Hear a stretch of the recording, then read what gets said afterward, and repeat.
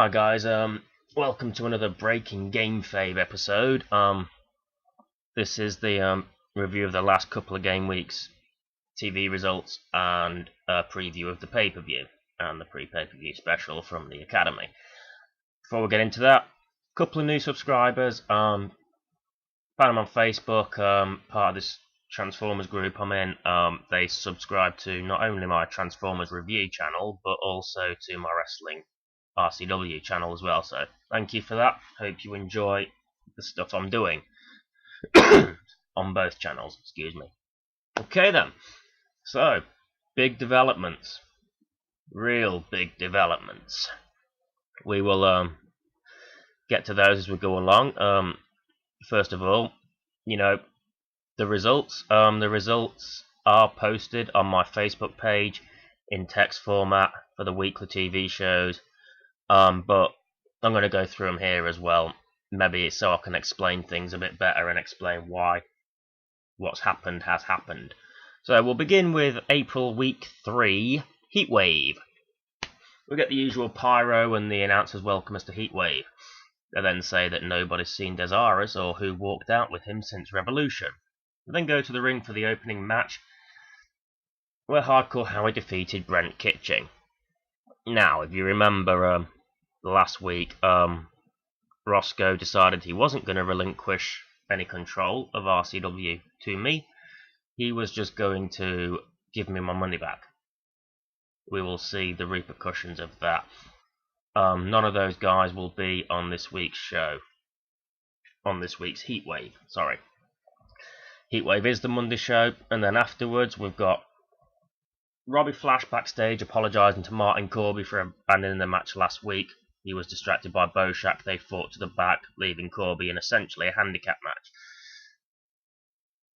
Corby says he was annoyed at the time, but he'd have probably done the same thing. Boshak interrupts, as he does, saying Flash has more of the same to come if he steps out of line again. Boshak says the industry needs to work as a unit, but Flash responds saying there is no industry. Robbie Flash there, basically breaking the group up. Travis Taylor hasn't come back yet. He will soon. I'm looking for a late May, early June for Travis Taylor to return. Before things can turn nasty, Roscoe Quinn steps in, booking a 6-man tag main event. Boshak, CW Longley and Tyler Harris versus Robbie Flash, Ross Lee, the Intercontinental Champion, and the RCW Champion Sean O'Savory. Roscoe then excuses himself, saying he needs to see a combat match before his match. Boshak also leaves. Then Flash does, heading in Roscoe's direction. We'll see what that's all about soon. Combat Matt defeated Christian Fox. Combat Matt, as you know, is facing me, Desaris. My core. My 6'9 core. Even though I'm 5'7.5. My 300-pound core, even though I'm about 150. Anyway. We're backstage, Dirty Dino and Rich's two bitches warming up. Dino says they need to win tonight to send a message to Wilf and Steinmetz. R2B agrees, saying the tag titles are coming home. Cut to Roscoe, who's with Scorpion and Griffin Abels. Roscoe says they need to impress him tonight, but make sure the two Dirties are in good enough shape to take down the Blood Brothers. Roscoe leaves and Scorpion wonders what's up with Roscoe. Yeah, what is up with Roscoe? He seems to have a real grudge. He's trying to really send a message towards the Blood Brothers. Maybe not so much Wilf, Steinmetz and Dragasan, but maybe towards me because I'm trying to get that control of RCW. The two Dirty Bitches did defeat Scorpion and Griffin Abels. And we're going to get into this point where, unlike WWE and nowadays, wins do matter. Robbie Flash approaches Sean O'Savory and Ross Lee. Flash says he admits he's messed up a few times over the last year, but promises he's got their back tonight. Ross says they all make mistakes, but it's how they atone for these mistakes that matters. All three then leave for the match. I'm basically reading off what I wrote on Facebook, but, you're hearing it from me, as opposed to reading it. The main event for RCW Heatwave, the Monday of April Week 3, Boshak, CW Longley and Tyler Harris defeated Robbie Flash, Ross Lee and Sean O'Savory, with Boshak picking up the pin over Flash. And then we come to Wednesday, which is RCWA, the Academy, the Youngblood. And before the intro, we see Desaris in the parking lot. Combat Matt approaches and they tensely speak about trying to change Brad Taylor's mind because Brad Taylor, my boy, Combat Matt's grandson, has chose a Hell in a Cell match for the Anarchy pre-show. They head inside as we head to the arena for the pyro blah blah introduction. The announcers wonder if Desaris and Combat Matt can talk Brad out of the Hell in a Cell match. They also hype the RCWA title main event, because that is tonight's main event, the RCW Championship. Rex Wesley gets a rematch against TJ Gospel. The opening match of the night, Scorn with Rufio in his corner defeated Tyler Stevens with Travis Stevens in his corner. I think they're twins. They both look the same, but I know which one's which. It was Tyler in there. Okay, so we're backstage. Desaris and Combat Matt have found Brad. Brad's adamant that he's having the Hell in a Cell match, but Desaris warns him that he's risking his career and life in that. Desaris says he doesn't want his son going through that. Combat calls Desaris a hypocrite, citing the Hell in a Cell matches Desaris has had in the past. Desaris says he's had Hell in a Cell matches, but doesn't want his son taking the same risks. Brad says they don't like the thought of him in Hell in a Cell, but he doesn't like the thought of them fighting at Anarchy. The Syndicate interrupt. Damn Syndicate. Saying Daddy's come to save the day. Desaris gets in Rex Wesley's face, saying that the three of them could bleed the Syndicate dry. Desaris warns Rex that he might not make it to the main event if he continues to run his mouth.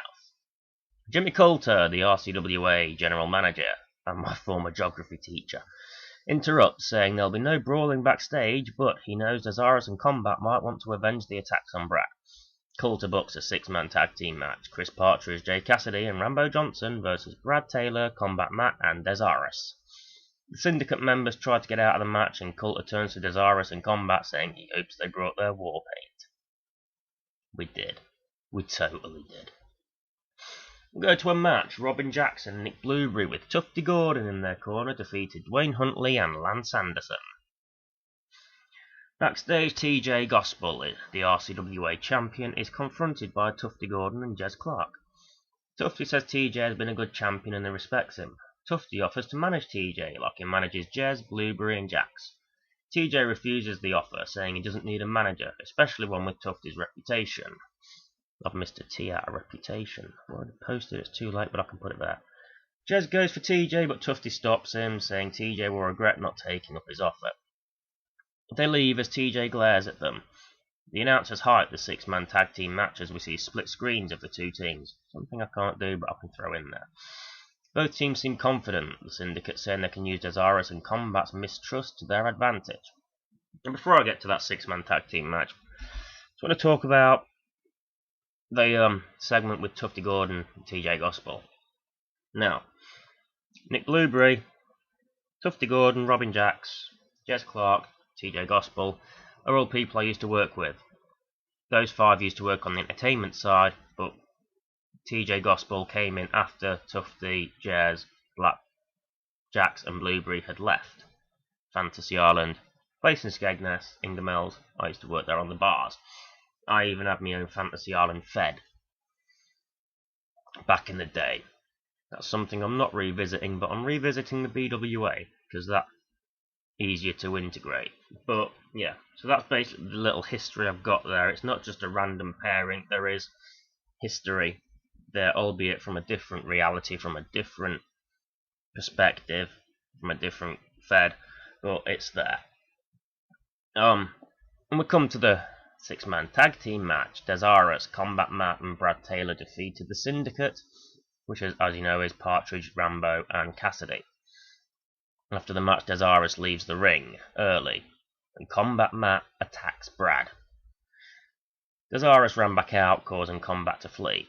Now obviously there's no scene of me leaving early, but there is the scene of Combat attacking Brad, and obviously I didn't put the scene, I can't do a scene of myself running out. Well, I suppose I could, but it's stuff that I don't need to film. Now, something like that happens because something like that did happen on the next RCW show. Sometimes I'll ignore it, sometimes I'll run with it. With this, I ran with it for 3 reasons. The first one, I've never used combat as a heel before, so it's something interesting, it's something new to try. And that goes way back before RCW when I used my cores on the WWE rosters, never as a heel. Desaris is more of a tweener nowadays. Well, he was leading up to this because, I'll admit, you know, it appears the original plan was he appeared to have their best interests at heart, the guys that is trying to help, but, you know, I'll admit I was going to manipulate the shit out of the guys, but that isn't the case now. It does come across as more tweenerish. I can eliminate them manipulating the shit out of the other guys and just play it as a guy that does want the best for the other guys in RCW. And the third reason, the most important reason, no fucker attacks my kid. Nobody. So at Anarchy, Combat Matt is going to have hell to pay. The announcers are in shock at Combat's betrayal. I'll admit I was. They wonder about the consequences, how Desaris will react. We'll see. They then hype the RCWA Championship main event, wondering who'll be champion heading into the Anarchy pre-show. I'm thinking of switching from a pre-show because I can't keep calling it the pay-per-view pre-show, the Uprising pre-show, the Anarchy pre-show, the Bloodshed pre-show, because it's weird. I'm thinking of just sticking a title over them, but they'll still be the pre-shows, but they'll have a name. TJ Gospel defeated Rex Wesley, and it was a better, more competitive match than the Uprising pre-show one. And then, so, that was the RCWA card. We are now on to RCW Renegades. Before the opening, we see Robbie Flash in the parking lot. Wolf and Steinmetz arrive, and Flash approaches, saying he needs to talk to Desaris. Wolf says Desaris isn't here tonight, but he will be tomorrow on Revolution.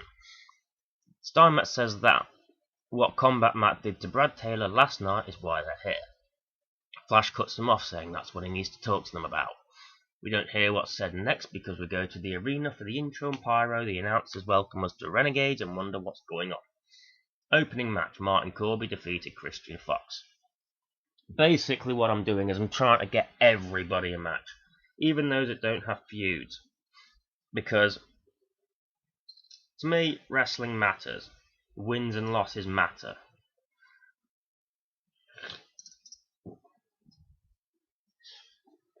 And, you know, it's not just a punchline or a fucking tagline or anything. The wrestling does matter. Yes, sometimes I have long promos, and with these I will have long promos. But those guys who don't get a feud or don't get title shots need to be kept in the public eye so they're not forgotten about. I try to include every week every guy.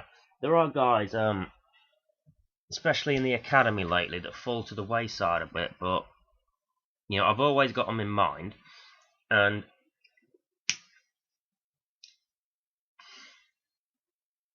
I do try and give everyone a shot. Corby and Fox. Neither was at Uprising. Ever since Longley's heel turn, Fox hasn't been. He might have lost his significance a bit, but I'm keeping him in there, and this is the whole point of the Uprising backlash with the UWA presence. Trying to give everybody match time and TV time. So we're backstage now, where Roscoe Quinn is confronting Wilf and Steinmetz, who demands to know what Robbie Flash told them earlier. Wilf says Roscoe's acting a little paranoid. I'm sorry. Steinmetz says it's not what Flash told them, but what he showed them. Roscoe gets more agitated, saying Flash can't have shown them anything important. Wilf says we'll see how important it is when a pissed-off father returns tomorrow night. That's me, in case you didn't know. Roscoe asks if the others are returning. Wilf says they might. Roscoe then says he took the liberty of booking them in tonight's main event, a World Tag Team title match against Scorpion and Griffin Abels.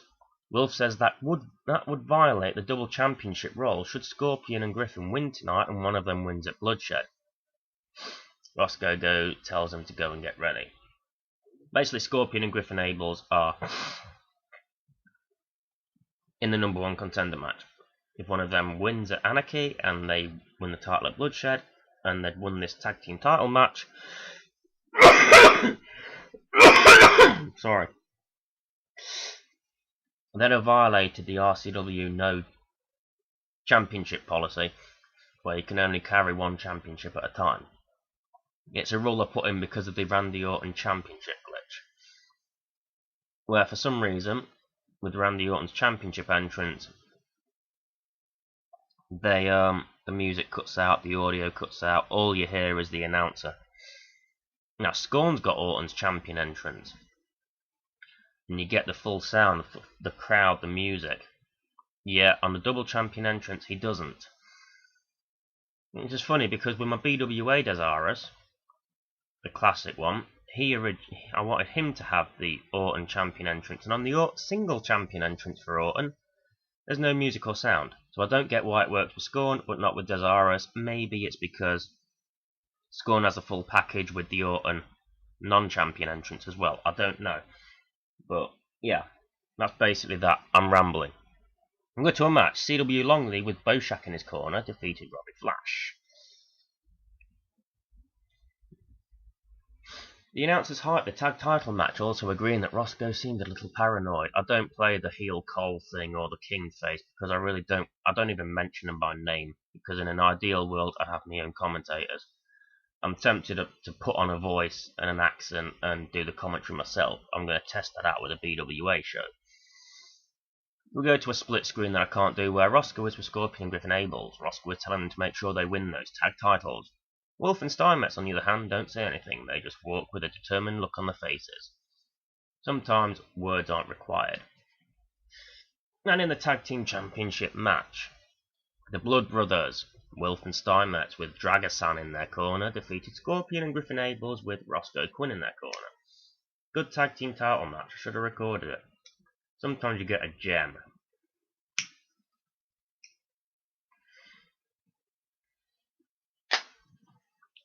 And then we're into RCW Revolution. How long has this thing been going? 17 minutes. This is for 1 week. I'm probably going to do the Breaking Gamefabe into 2.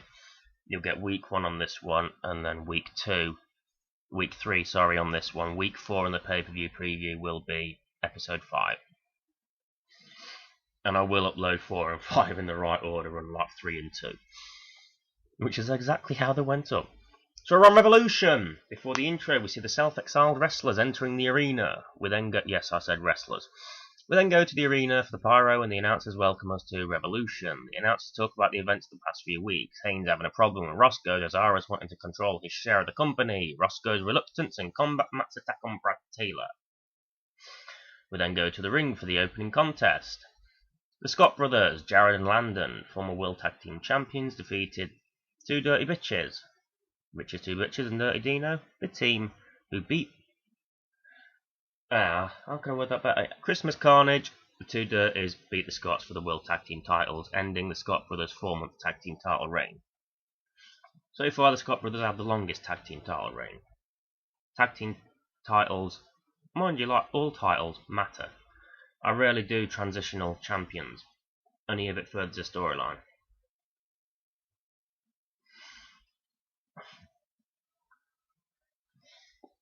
Combat Matt comes out to the ring, flanked by security. He grabs a mic and says that he didn't like attacking his grandson on RCWA. He said it was desperation because he knows what will happen to RCW if Desirous regains control. Gains control. Never right in the first place. In-game, Combat says it wasn't personal, it was business. He says that he hopes Brad and the fans can look past this as he tries to protect RCW from Desirous. All of a sudden the lights go out and the eerie music plays as Desirous' voice is heard. Desirous says that he isn't falling for Combat's excuses or tricks. Desirous says he knows exactly what Combat's game is. Says Combat better have his match and get the fuck out of the building because Desirous is here tonight. The lights go off and Combat is visibly disturbed as Betty makes his way to the ring for the match. Bit of BG on Desirous. There are some supernatural overtones to the Desirous character. Mainly, 90% of the time, I will play him as basically as myself. I've got a dark side. I can be a twisted bitch sometimes. But, you know, appearance and attitude wise on the game is more of a hybrid of Sting and Randy Orton. The Viper Orton. That worked. However, there have been times, especially in UWA, where I will use a bit of a supernatural element. It stems from my original character, Hell's Guardian. Hell's Guardian started out supernatural, but it got phased out. So there will be like little mind game things here and there, and shit like that, but nothing major. It's not a regular thing like what The Undertaker does, or did when he was around as a dead man. It's not that intense.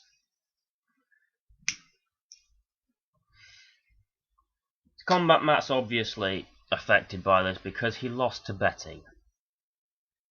Betty, his, he was just a jobber that I made. I love the Kung Pao film, it is awesome. And I made Betty for a laugh, and it just, put him in dark matches and shit. And I was short at the Renegade Rumble due to injury, so I put Betty in the Renegade Rumble. And then I decided, I'll do a poll on my channel, on my Facebook page, see if people want Betty in. And they did, so, Betty's there. After the match, Combat attacked Betty until security came in and intervened. We're backstage I did that to get Combat some heat back. We're backstage with Paul Haynes, Gary Gibb, Ross Lee and Sean O'Savory. They're in the tag team main event tonight. Haynes and Gibb wish Ross and O'Savory good luck tonight and at Anarchy. Haynes said he's looking forward to his title match at Bloodshed, but Gary says he's going to win. Haynes and Gibb leave, bantering amongst themselves. O'Savory and Ross walk the other way, but are blindsided by C.W. Longley and Tyler Harris. Longley and Harris beat down the two champions before leaving. The story with Paul Haynes and Gary Gibb is, last year's Summerfest, Haynes was the only champion to walk in and retain. He was the Intercontinental Champion at the time. Wong McDonald lost the Hardcore title to Dragasa, and Wilf lost the RCW title to Tyler Harris. The Cash Brothers lost the tag team title to the Scott Brothers, whereas Haynes retained. He got arrogant, calling himself Mr. Summerfest. Eventually he lost the IC title to Gary Gibb. Bit of an intense thing, and it looked like Haynes might be turning heel, but Haynes got injured by Longley. Gibb and Haynes patched it up, and then all of a sudden they're a tag team because I was teaming them together quite a bit. It was made official by the game, not by me, but it's one of those things where, roll with it. So that's why there's banter and not bickering, because I wanted it to be friendly banter. Competitive, but you win, fair enough. If I win, yay. Stuff like that. Martin Corby and Robbie Flash defeated the Megastars. Boshak interfered, distracting Flash, keeps that feud going.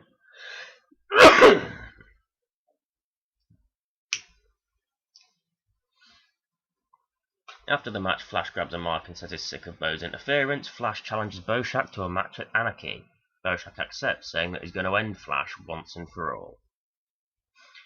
And the main event of the night, main event match, because for once I end with a promo. Paul Haynes and Gary Gibb defeated Ross Lee and Sean O'Savory. Ross and Sean, obviously, feeling the effects of the blindside attack earlier. So as they leave the ring, Desirous walks out in street clothes to no music.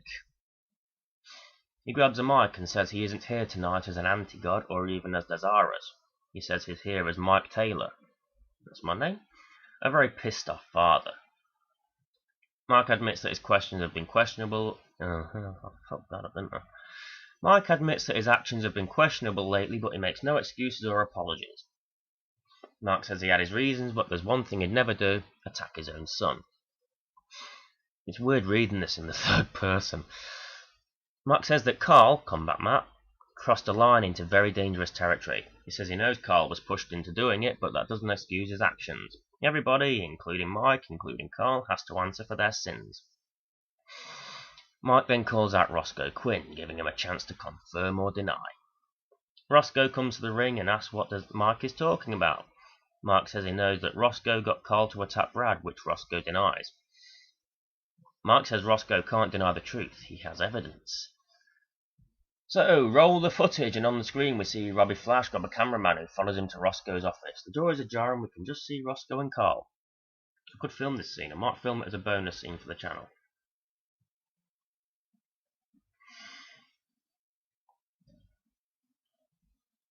Roscoe says they need to make sure that Desirus doesn't gain control. Roscoe says they have to prove that he'd be an unfit owner.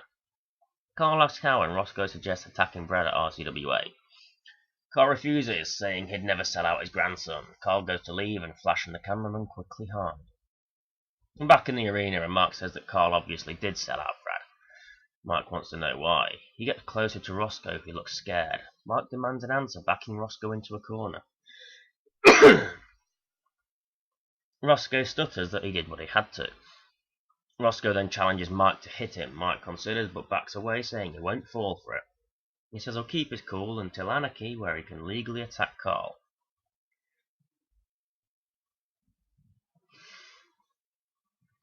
Roscoe's tone changes, and he continues goading Mike into hitting him. Mike says no and turns around. Into an ambush from Carl, Longley and Harris. They beat him down as Roscoe shouts that this is what Desirus has made him do. This is how desperate he's become. All three men hit their finishers on Desirus and leave with Roscoe posing on the ramp. In the ring, Desirus tries to get to his feet, but collapses. He grabs a mic from the mat and asks Roscoe how his wife and son are. Desirus says Roscoe's son just graduated Harvard. Just so you know, I'm not the kind of guy that'll go after kids. If his son's graduated university, he's a grown-up. That's how I justify it. Desirus, struggling to talk, asks Roscoe why he thinks his blood brothers aren't here tonight.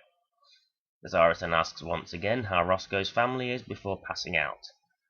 What Desirus says dawns on Roscoe. The blood brothers could be going after his family. Roscoe panics and rushes backstage as the show closes. Now for that scene, I didn't want it to come across as a Super Cena comeback. Sorry about all this coughing, I've got a funny chest. And yeah, I'm smoking. Got myself to blame. Yeah, I didn't want it as a cartoon Cena comeback. I didn't want him to pop to his feet and say, oh, blah, blah, ha, ha, ha, I'm fine. I wanted it to be like, I'm in the ring, I'm feeling the effects, I've just got this last bit of energy left, this last win, so I can torment Roscoe just a little bit more before I pass out from the pain of taking 3 finishes. That was the way I planned it.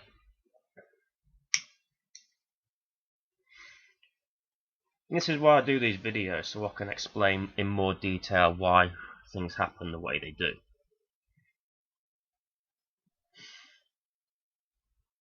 And I am up to 28 minutes. This, for 1 week, has taken half an hour. Whereas the last break in Gamefabe for 2 weeks worth of episodes took a little less. Or maybe just a little bit more. But there's a lot of shit to get through. Stuff's happened, circumstances have changed. It's, you know, I'll go into more detail in the next episode. So, I shall get cracking with that now. See you then, or you'll see me then.